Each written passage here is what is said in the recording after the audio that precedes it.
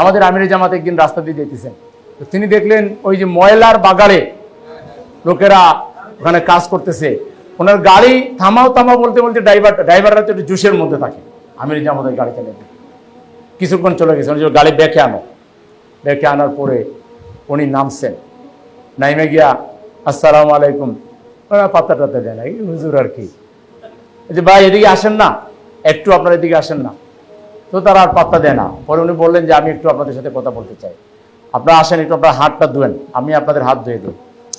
এই লোক পাগল কোত্থেকে আসছে, আমাদের হাত ধুবে কেন, আমরা হলাম রাস্তাঘাটের মানুষ, এটা সেটা।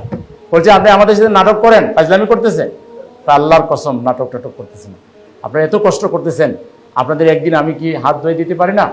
তো একদিন বলে আচ্ছা আচ্ছা ঠিক আছে, এই হুজুর কইতেছে দাও দাও দাও হাত দাও, সবাই হাত দেওয়া শুরু করেছে, উনি পানি দিয়ে হাত ধুয়েছে।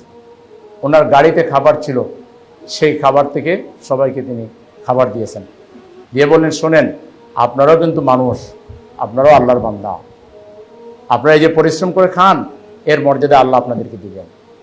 হুজুর আপনার বাড়িটা কোথায়? এরকম ভালো ভালো কথা তো কেউ আমাদের সাথে যে কয় না, আপনি কোত্থেকে আসছেন? পাশে একজন বললো হুজুর হলো জামাত ইসলামের আমি। হ্যাঁ ঠিক আছে, জামাত ঠিক আছে, জামাত ঠিক আছে। তা আমিরে জামাত যদি ময়লার বাগানের লোকদের হাত ধুয়ে দিতে পারে, খাওয়াইতে পারে, আমরা কি তার চেয়ে বেশি প্রেস্টিজিয়াস, তার চেয়ে বেশি মর্যাদাবান? তাহলে আমরা পারবো না কেন?